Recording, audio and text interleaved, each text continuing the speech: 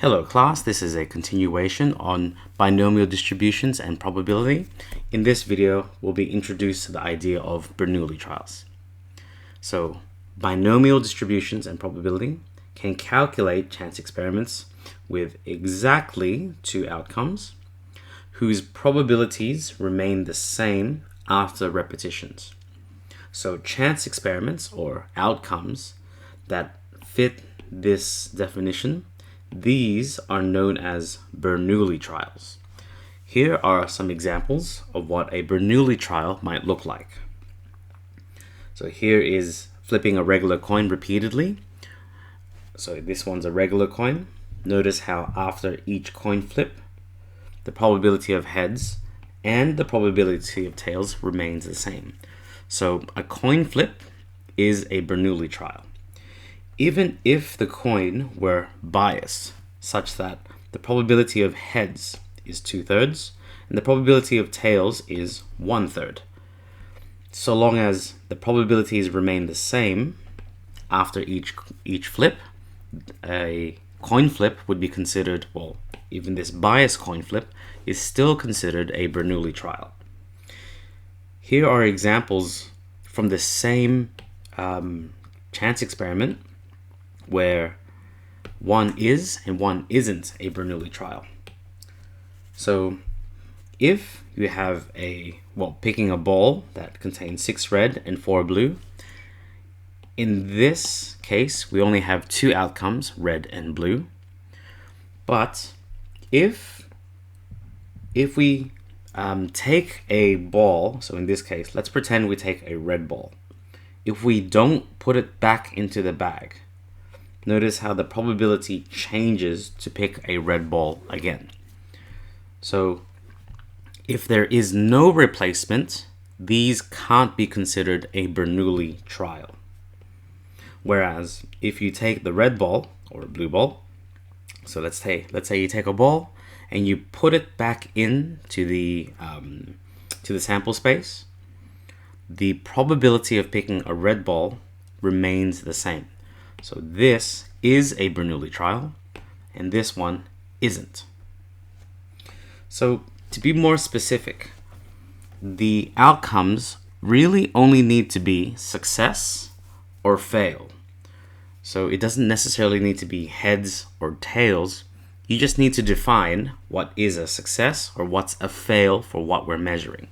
So we can, so in this way, two outcomes can become a Bernoulli trial just by specifically defining what a success is and adjusting the probabilities of the outcome. So for example, when we roll a regular die, normally we have 6 outcomes. But if we define a success as rolling a 3, and if we say that a fail is not rolling a 3, so 3 or the 3 complement or 3 prime, you can see that it has now become a Bernoulli trial. So the probability of getting a 3 is 1/6, and the probability of getting not a 3 is 5/6. And notice how in the previous video we saw that this is indeed a Bernoulli trial. Okay, so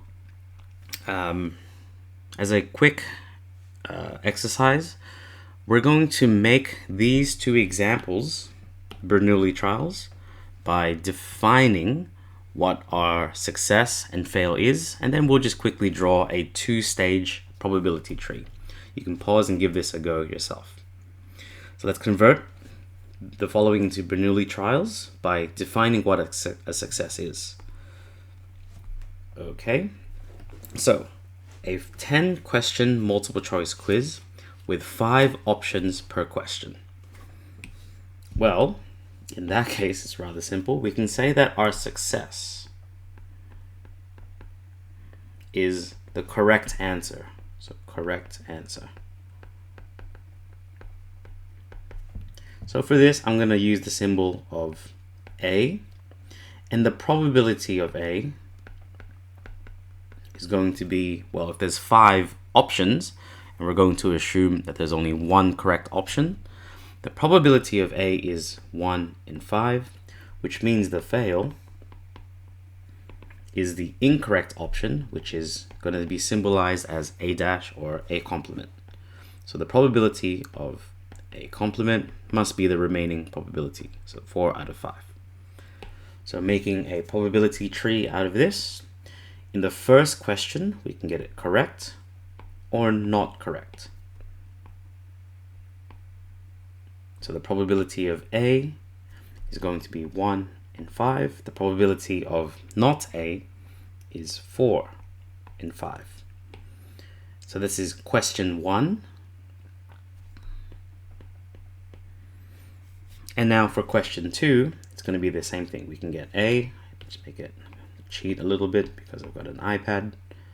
Make it a little smaller, and there we have question 2. Question 2. And I hope you can see that with 5 options, we can make it into a Bernoulli trial. Okay, so let's do the same exercise for the next question.